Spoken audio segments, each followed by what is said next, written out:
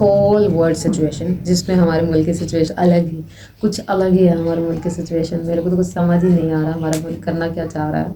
हाँ, और मुल्क के अंदर के लोगों की हालात तो आपको दिख ही रहा है, दिख रहा है ना। कोई पॉडकास्ट पे कह रहा है I am done with this marriage, मैं तो नहीं करूँगा, मैं तो नहीं हैंडल अप कर सकता। मेरा रोज़ा है, वरना मेरे मुँह से गाली निकल जाती। अब पेट्रोल की प्राइसेस के साथ साथ अब जो है गैस की प्राइसेस भी बढ़ चुकी हैं। जो गैस की प्राइसेस थी 22% जो है वो उन्होंने इंक्रीज़ कर दी गई है। यानी अगली दफ़ा बिजली के बिल के साथ साथ, पानी के बिल के साथ साथ गैस का बिल भी डबल आएगा।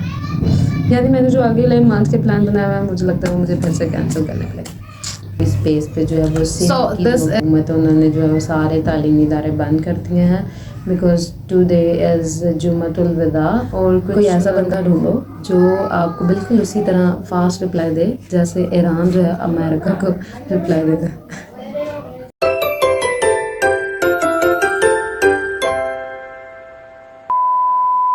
Assalamu alaikum, good morning guys. So let's talk about something happening in whole the world. और तो मुल्क के क्या हालात हैं? वैसे तो हालात दुनिया के ख़राब है, तो मुल्क के क्या ही हालात ख़राब हैं। ऑफ कोर्स ख़राब हैं, बहुत ज़्यादा ख़राब हैं। जितनी मेरी किस्मत ख़राब है, मुझे लगता है उसी लिहाज से अब मुल्क के हालात भी ख़राब हैं। यार यही तो साल था जब मैंने प्लान कर लिया था कि बस अब कुछ नहीं होगा, अब मैं मुल्क छोड़ जाऊंगी। और जो अब मुल्क छोड़ के गए थे ना, अब वो भी मुल्क में वापस आ रहे हैं। अब मेरे को समझ नहीं आ रही मेरी किस्मत खराब है या फिर वाकई में मुल्क के हालात खराब है। मेरे को लगता है मेरी किस्मत ही खराब है, जिसका इफेक्ट सब पे आ रहा है। वो कहते हैं ना, वो क्या कहते हैं, बटरफ्लाई इफेक्ट। मेरे को लगता है कि वो जो मेरा इफेक्ट है ना, वो पूरी दुनिया पे आ रहा है। सो लिव दिस, जो भी है। अब तो मेरे साथ साथ मेरे मुल्क के और मेरी दुनिया के भी हालात ख़राब है, तो अब मेरे को सुनने की ज़्यादा ज़रूरत नहीं है। So I am not taking stress this time, I am taking extra stress. खैर छोड़ो, आज मैं लेके आऊँगी आपके लिए। हाँ ठीक है, लेकिन तुम अपना मुंह बंद रखना। आज की न्यूज़, हाँ मेरे को पता है तुम लोग जियो न्यूज़ तो सुनते नहीं हो। सो आई एम हियर तुम लोग को बताने कि मुल्क के कितने हालात ख़राब हैं, और तुम लोग फिर भी रमज़ान की और ईद की तैयारियों में लगे हुए हो। सोचो तुम लोगों ने सो के ही तो ईद गुजारनी है। Then why are you taking it so much serious? अरे भाई, मुल्क पूरा महंगाई में डूब रहा है and you are still in बाज़ार और चूड़ियाँ खरीद रहे हो और कपड़े खरीद रहे हो, और महंगाई इतनी है लेकिन फिर भी तुम लोग को फ़र्क नहीं पड़ रहा। लगता है मेरे को ही सारा फ़र्क पड़ रहा है बस। ओके, आज की सबसे पहली खबर, सबसे कहाँ गई? ओहो, खबर ही बन गई। हाँ ये रही। ठीक है, तो सबसे पहले है कि लास्ट शराब रमज़ान चल रहा है। Today is 23rd of Ramzan, और अकॉर्डिंग टू जियो न्यूज़ पाकिस्तान भर में जो है वो ईद की तैयारियां चल रही हैं। हालांकि यहाँ पे तो हमें मौत की और कब्र की और अगले जहान की तैयारियां करनी चाहिए, जिस तरह के दुनिया के हालात हुए पड़े, लेकिन हमको फिर भी ईद करनी है। हम तो ढीठ हैं, हमको तो ईद की तैयारी करनी है। हमको जंग की भी तैयारी करनी थी, अब हमें ईद की तैयारी भी करनी है, क्योंकि अभी तक हमारी तरफ तो कोई मिसाइल आया नहीं। जब तक आएगा नहीं तब तक हम सीरियस लेंगे नहीं बस। ओके, नेक्स्ट है हमारे पास कि ईरान का जो नए सदर आए हैं, जो नए सपोर्टर यानी जो रहबर हैं उनके, मुश्तबा खामनाई, उन्होंने एक मैसेज उन्होंने कहा खून का बदला खून, चाहे उनमें इतना खून हो ना जितना ये मांग रहे हैं। इन्होंने खून का बदला खून कह दिया, और उधर से ट्रम्प कह रहा हम तो नहीं रोकेंगे जंग, हम तो चलाएंगे। अबे यार मनुष्य, तुम लोग क्या रहे हो? मतलब ठीक है, जंग करनी है ना तो करो ना, फेंको ना अपने वो क्या कहते हैं जो तुम लोगों ने न्यूक्लियर पावर रखी हुई है, फेंको, दुनिया तबाह करो। जब करनी है तो फिर एकदम से करो ना, ताकि दोबारा दुनिया हो ही ना सके। सिंपल। देखो मेरी ये बात बड़ी ही कड़वी लगेगी, but this is the reality. अगर जंग करनी है तो बस एकदम से करो और ख़त्म करो। 13 दिन से तुम लोग ये काम कर रहे हो, 13 दिन से इतना वेला टाइम है यार तुम लोग के पास नहीं, मतलब तुम लोगों ने अपनी फैमिलीज, अपने अवाम को, अपनी दुनिया को, अपने मुल्कों को नहीं संभालना क्या? ये तुम लोग एक दूसरों से लड़ने पे लगे हुए हो, बस कर दो यार, बस कर दो। नुकसान तुम लोग का भी हो रहा है, उनका भी हो रहा है, और पूरी दुनिया का भी हो रहा है। कोई नहीं रुक रहा। ट्रम्प कह रहा है मैं तो नहीं रुकूंगा, और वो ईरान वाले कह रहे हैं हम तो नहीं रुकेंगे, और हम कह रहे हैं ठीक है फिर लगे रहो, ईद तो हम मना के ही रहेंगे। तो अब डोनाल्ड ट्रंप का कहना है कि जी अमेरिका जो है वो सबसे ज़्यादा तेल बनाता है, और अगर प्राइसेस बढ़ेंगी तेल की तो अमेरिका को फ़ायदा होगा। वैसे फिर इस बात पे पाकिस्तानी अवाम बेवकूफ़ कर रही है, मतलब हमारी गवर्नमेंट तेल ना बढ़ाए, ठीक है, नहीं मिल रहा है, इट्स ओके, हम साइकिल पे आ जाएंगे, और क्या है, वैसे साइकिल भी ये लोग महंगा कर देंगे, मेरे को पता है। तेल की प्राइसेस बढ़ रही हैं 55%, पहले बनी 55 रुपीज़, बढ़ी और बढ़ी, फिर और बढ़ी, और अभी भी चांसेस हैं कि बढ़ जाएगी। और जैसे जैसे एक चीज़ की प्राइस बढ़ती है वैसे वैसे उससे लिंक हर चीज़ की प्राइस बढ़ जाती है, ठीक है। लाइक पेट्रोल ज़रूरी है तो हम बाइक और हम जो है वो ट्रैवल नहीं कर पाते, बट हम ट्रैवल करते हैं बिकॉज हम पाकिस्तानी हैं, हम ढीठ हैं, हम ट्रैवल करके जाते हैं। ईद आ रही है वैसे भी, फिर हम शॉपिंग करेंगे, इट मीन के शॉपिंग जिस चीज़ की भी होगी उसकी भी प्राइसेस डबल होंगे, क्योंकि हमने जब रमज़ान की क्या कहते हैं वो नहीं की कदर के भाई यहाँ रमज़ान है तो चलो प्राइसेस थोड़े कम कर दो, तो अब तो वैसे भी जंग का माहौल है और ऊपर से ईद आ रही है, तो अब हम क्यों ही प्राइसेस कम करेंगे, वो यार पाकिस्तानी हम ये नहीं करेंगे, ठीक है। तो सेम एज इट इज़ हर एक चीज़ की प्राइस बढ़ेगी, घर में जो चीज़ें आती हैं खाने की और जो शॉपिंग हो रही है उसकी, और कुछ भी आप खरीद लो नॉर्मल चीज़ भी आपको प्राइसेस डबल ही मिलेंगी इस सीज़न में, बिकॉज इट्स वॉर टाइम। लेकिन हम तो ईद करेंगे, हमको तो वॉर से फ़र्क ही नहीं पड़ रहा, हम तो ढीठ हैं। एट द एंड इस वॉर का सारा इफेक्ट आता है बच्चों पे, स्कूल्स पे, कॉलेज पे, यूनिवर्सिटीज़ पे। वो भी बहुत खुश होकर छुट्टी कर लेते हैं, चलो यार जान छुट्टी, बट इनको ये नहीं पता जिस तरह की ये हिस्ट्री बन रही है, ये जो अभी छोटे छोटे बच्चे हैं ना, इन्होंने ही आगे जाके ये हिस्ट्री जब पढ़नी है तो ये लोग ही हमें गालियाँ देंगे कि भाई उस टाइम जंग क्यों नहीं रोकी, इतने दिन तक क्यों चलती रही। लिटरली मुझे नहीं लगता कि इतनी जंगें मेरे दादा परदादा ने देखी होंगी जितनी मैंने देख रही हैं। पाकिस्तान इंडिया की जंग देख ली फिर से, और अब ईरान और अमेरिका और इसराइल की जंग देख ली फिर से, ये तो हो ही रहे 13 डेज, उफ it's too much. And still Donald Trump कह रहा था कि अगर कोई जो है वो जो हम चाहते हैं वो ईरान ने नहीं किया तो हम तो 1-2 हफ्ते और ले जाएंगे जंग, वो तो लेके जा सकते हैं, वहाँ पे ईद थोड़ी ना है मनुष्य, ईद तो पाकिस्तान में, ये तो अरब कंट्रीज़ और इस्लामिक कंट्रीज़ में है, बाकी वहाँ पे थोड़ी, उनको क्या फ़र्क पड़ रहा है। हमने स्कूल्स बंद करवा दिया, हमने कॉलेज बंद करवा दिया, हमने यूनिवर्सिटीज़ बंद करवा दी, हमने जो है वो ऑफिस के टाइम चेंज कर दिया, हमने उनके डेज कम कर दिया, हमने पे कट कर ली सबकी, सबके अलाउंसेस कट कर दिए। अरे मेरे को ये बताओ, इतनी महंगाई करके तुम लोग तनख्वाहें इतनी सी दोगे तो हम क्या ही लेंगे। लेकिन फिर भी तुम लोग जाओ ना ज़रा, क्या कहते हैं, बाज़ार, लिटरली में जहान का रश मिलेगा तुम्हें। ढीठ लोग हैं पाकिस्तान के, इतने ढीठ लोग हैं कि दे डैम केयर कि जंग चल रही, महंगाई ज़्यादा है, हर चीज़ डबल महंगी होगी, बट हम भी खरीदेंगे, चाहे हम वो सूट पहन के, वो मेकअप लगा के ईद वाले दिन सो जाएं, बट हम फिर भी ख़रीदारी तो करेंगे, शॉपिंग तो हम करेंगे। बस सिंपल, हमारा तो यही फंडा है। दुनिया जाए बाहर में, हम तो जाएं बाज़ार में और ख़रीदेंगे अपने लिए नए कपड़े जो हम पहनेंगे ईद वाले दिन, और फिर हम सो जाएंगे बस। ओके, वन मोर थिंग जो मेरे माइंड में भी आ रहा है, एक क्वेश्चन जो बहुत सारे लोगों के माइंड में भी होगा, मे बी ज़्यादा लोगों के बट मेरे माइंड में तो है कि लाइक दुबई के ऊपर अटैक क्यों हो रहा है। मैं कल रात को भाई से भी पूछ रही थी why are attacking on Dubai all the time. मैंने जितनी न्यूज़ेस सुनी है इन 13 डेज़ के अंदर 17 व्हाट गाइस, इन 13 डेज़ के बीचों बीच 1700 से ज़्यादा मिसाइल जो हैं वो दुबई पे गिरे हैं, ठीक है। एंड 90% जो है वो उन्होंने जो है वो उनको जो है वो रोका है मिसाइल्स को, बट स्टिल जो है वो ऑफ कोर्स डिस्ट्रक्शन हुई है, डेथ्स भी हुई हैं। कुछ मिसाइल जो है वो लाइक घरों पे भी गिरे हैं उस एरिया में जो थे।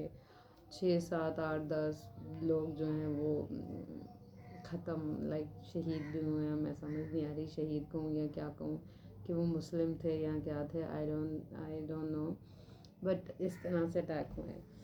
बट द थिंग इज़ कि वाई दुबई के ऊपर क्यों अटैक करा है। मैंने एक जगह सुना कि जो ईरान है वो दुबई के अंदर जो अमेरिका के जो अड्डे हैं उनके ऊपर अटैक कर रहा है, ताकि वो हमारी तरफ जो है वो दोबारा अटैक बैक ना कर सकें, ठीक है। And this is the first thing जो मैंने सुनी है, और that make common sense, but this still make heavy destruction at that area. Dubai हमारा लिए जो है ग्लोबलाइजेशन का एक एरिया है जिस पे हम ग्लोबली जो है वो कनेक्ट होते हैं। But okay, now let's come to the second point कि एज एवरीवन नो कि दुबई जो है एक global area, global place, global country के तौर पे जो है काम कर रहा है। दुबई नहीं, I mean to say UAE।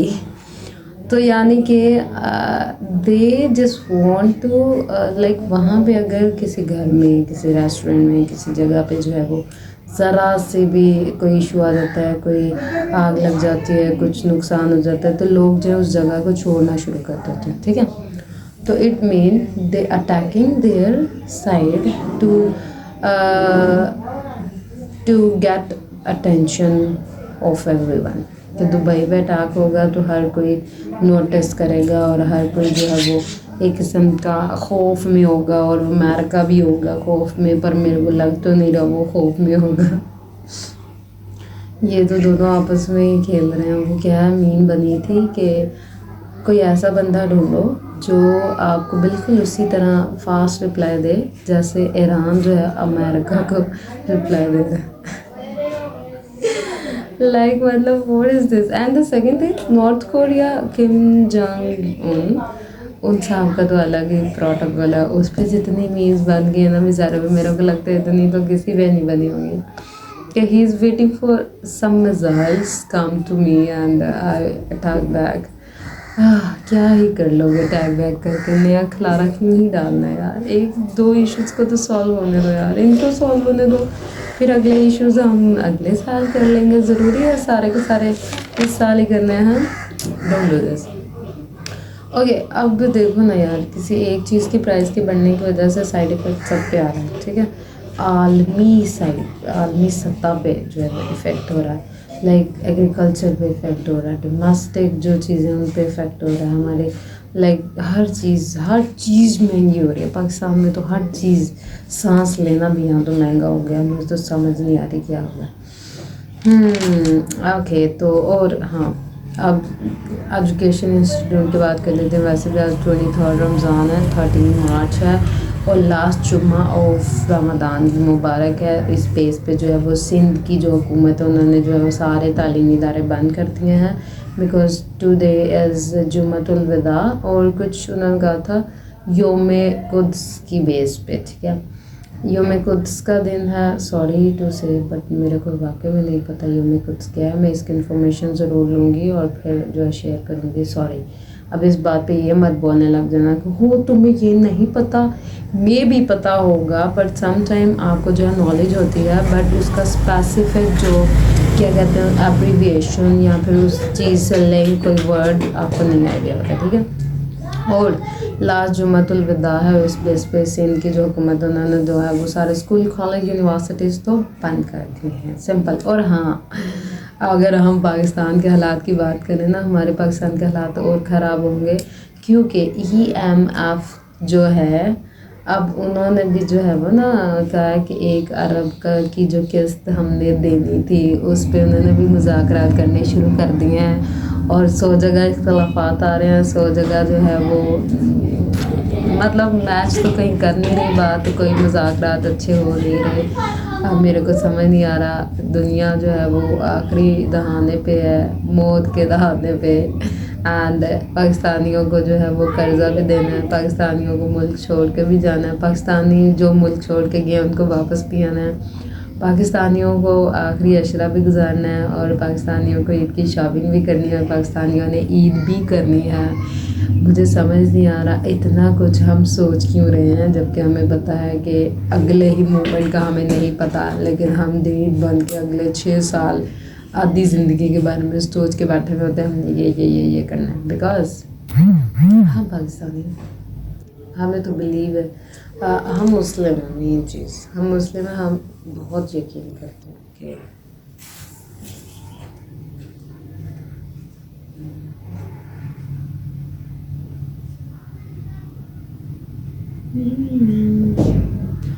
देखो हमें यकीन है कि भाई हम जो सोच रहे हैं पॉजिटिव, हम जितना ज़्यादा सोचेंगे वो होगा।